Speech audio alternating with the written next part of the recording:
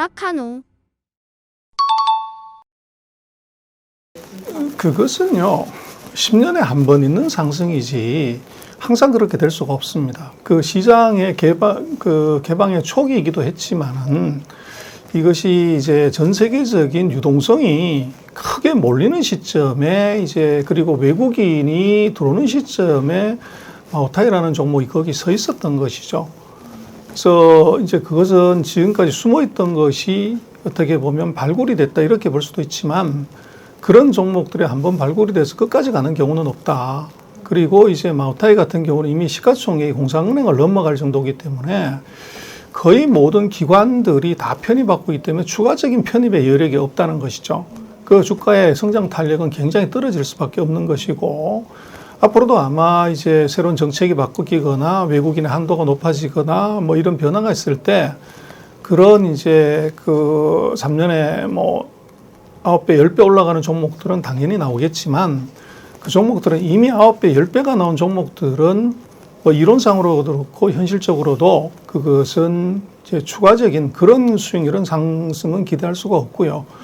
이제 시장 평균 정도를 따라가거나 그보다 조금 더 높은 뭐 이런 정도로 봐야 될 것 같아요. 그래서 항상 그렇습니다만은 2014년 이후에 후생깡통이 되고 난 이후에 매년 주가 상승폭을 보면 중국은 아주 재미난 것이 어떤 업종도 연속으로 2년 주가 상승률을 이 1등이나 2등이나 3등의 등수를 유지한 경우가 없습니다. 매년 다 바뀌는 거죠. 그만큼 이 투자가들의 테이스트도 바뀌고 변화도 굉장히 빠른데 그것의 이유는 뭐 변덕이 심할 거다 이렇게 할 수도 있지만 중국의 지금 주식 투자 계좌 수가 1억 명이거든요.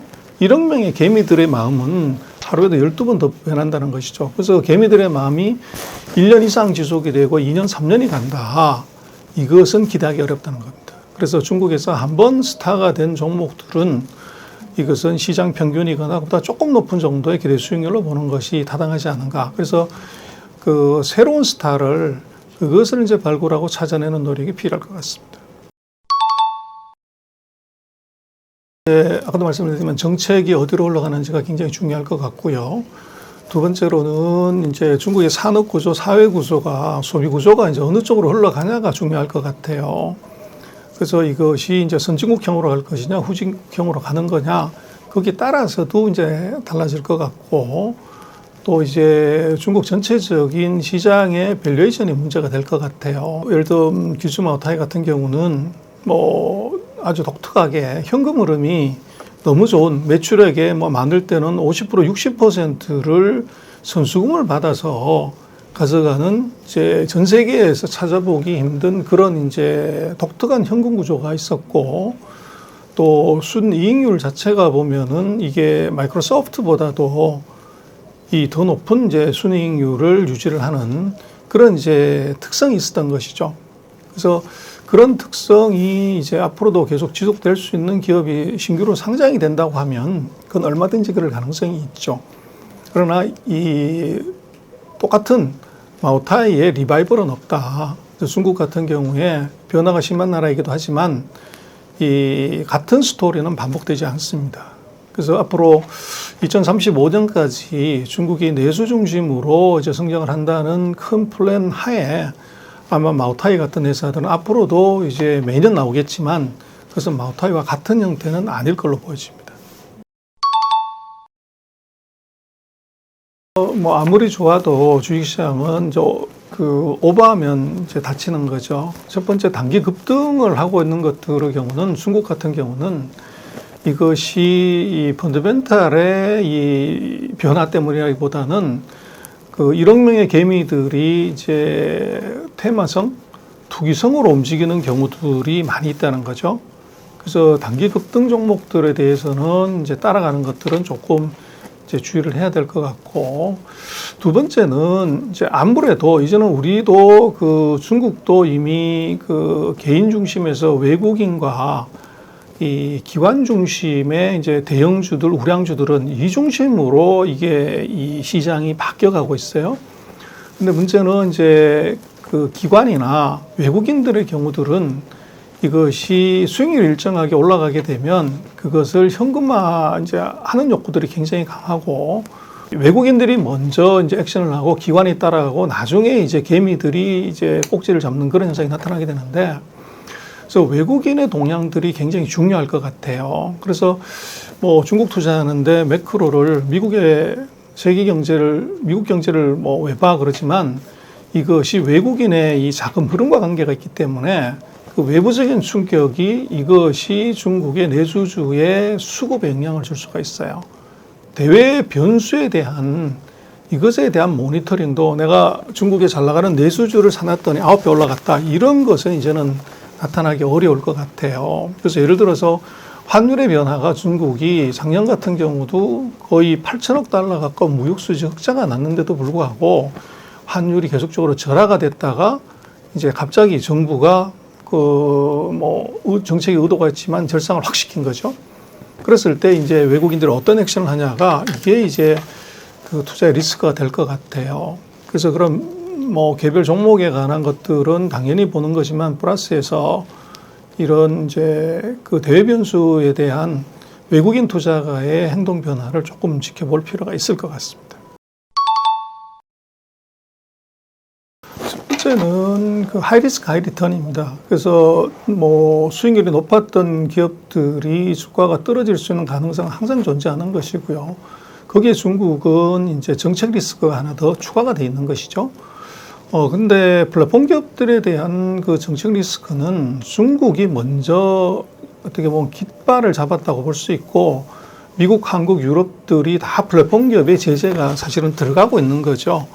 그래서 뭐 한국도 카카오 같은 경우가 이제 주가가 크게 많이 떨어졌던 이유가 바로 이제 규제와 관련이 있고, 그래서 뭐 플랫폼 기업들의 규제는 이것은 전 세계적인 현상인 것으로 봐야 될 것 같아요. 근데 먼저 이제 중국이 시작을 했기 때문에 몰매를 맞는 그런 현상이 있었고, 그러나 이제 지금 중국이 하고 있는 것은 이번 내수 경기 부양을 위해서 중국이 하는 게 두 가지가 있는데, 하나가 부동산 규제를 해제하는 것이고 또 하나가 플랫폼 기업들의 제재를 이거를 이제 풀어주는 겁니다. 근데 이것은 중국의 이 독특한 이 경제 구조에서 답을 찾아야 될 것 같아요. 그래서 중국은 아직도 도시화율이 64%밖에 되지 않기 때문에 이 부동산과 건축이 GDP 견인에 굉장히 중요한 역할을 합니다. 그래서 내수 경기를 부양한다고 할 때 이 부동산을 풀지 않고서는 이건 불가능하고요. 두 번째는 이제 코로나 3년이 진행이 되면서 거주 이제 이동의 제한이 심하게 왔기 때문에 그 사이에 중국이 모든 소비 활동을 온라인 플랫폼을 통해서 택배를 받아가지고 사용한 것이 이게 너무 익숙해졌다는 거죠. 그래서 3년 동안 이어서 익숙해진 상태에서 그 편리함을 알기 때문에 앞으로 내수 경기 부양을 한다고 할 때 이 플랫폼 기업의 제재를 더 늘리거나 이런 것들은 이 내수 부양에 역행하는 조치가 되는 것이죠. 그래서 이제 플랫폼 기업의 규제를 같이 푸는 것이고, 그러나 플랫폼 규제를 푼다는 것하고 플랫폼 기업이 그 사이에 가지고 있었던 반독점이라든지 데이터의 불법 사용이라든지 또는 이제 문어발식 확장이라든지 이런 것도 다 풀어주냐 하는 것은 이건 별개라는 것이죠. 그래서 플랫폼 기업들이 하고 있는 전자상거래나 유통, 이것은 더 활성화시키고 더 지원하지만 이 독점이라든지 데이터나 네트워크나 이런 이제 공정성에 관한 것들, 이건 전혀 풀지 않았다는 겁니다. 근데 주가의 하락의 요인은 플랫폼에서 매출액이 나지 않아서 주가가 하락한 것이 아니고, 그런 정부가 이제 제안했던 그런 이제 그 사이에 공정하지 않았던 서너 가지들에 대한 제재가 이게 주가 폭락의 주 요인이라는 겁니다. 그래서 이 플랫폼 기업들에 대해서는 그 정부가 1% 황금줄을 이제 갖게 된다고 하는 것은 규제는 끝났다는 것이고 정부가 이 세부 내용은 다 파악을 했다는 것이죠. 정부의 이 바운더리 안에 들어왔다는 얘기이기 때문에 추가적인 영업 규제는 없다. 이게 호재라고 봐야 됩니다. 그러나 그 사이에 이제 플랫폼 기업들이 아무 제한 받지 않고 규제 샌드박스 위에서 예를 들어서 인터넷 기업이 금융업도 할 수 있고 교육업도 할 수 있고 통신업도 할 수 있는 이런 제재, 이런 이제 자유로움은 끝났다는 거죠. 그래서 비즈니스 모델 자체가 하나만 집중하게 되고 문어발식이 되지 않기 때문에 플랫폼 기업의 특징이 한계 비용 제로인 사업을 무한대로 인터넷상에서 늘릴 수 있는 것이 최대 강점이었는데 이것이 사라졌다는 거죠. 그리고 이제 고객의 데이터는 이것은 공공으로 다 이전하고 플랫폼 기업이 과거처럼 알리바바의 예를 들면 전자상거래 고객의 데이터를 가지고서 신용 대출을 하는 데 쓴다든지 디디 추싱의 택시를 이제 사업을 시작하는 데 쓴다든지 이런 것들이 원천적으로 불가해졌다는 거죠. 그래서 한계 비용 제로인 그 사업을 무한대로 늘리는 것 자체가 이 수익 모델이 이것이 제한이 이루어졌다는 겁니다. 그래서 이 플랫폼 기업에 대해서는 이것이 중국의 테크 기업이 플랫폼 기업밖에 없냐, 이것은 좀 착각입니다. 그래서 미국 같은 경우는 이제 하드웨어 기업들이 없기 때문에 테크 기업 그러면 구글이나 뭐 이런 이제 플랫폼 기업들이 되지만 중국이나 한국 같은 이제 이런 나라들의 경우는 사실은 플랫폼 기업의 사이즈나 매출액이나 이것보다는 하드웨어 테크 기업들이 월등히 더 크고 세계적인 익스포저도 더 크죠. 그래서 이제 그 미국의 시각으로 그 중국의 플랫폼 기업들을 보고서 거기에다 높은 밸류에이션을 줬던 그런 평가 방법은 이제는 바꿔야 되는 것이 맞고, 그 테크 기업도 이제는 중국 안에서 이제는 그런 이제 온라인이나 소프트웨어적인 측면보다는 하드웨어적인 측면의 중국의 테크 기업, 이제 요것들을 조금 보는 것이 더 중요할 것 같아요.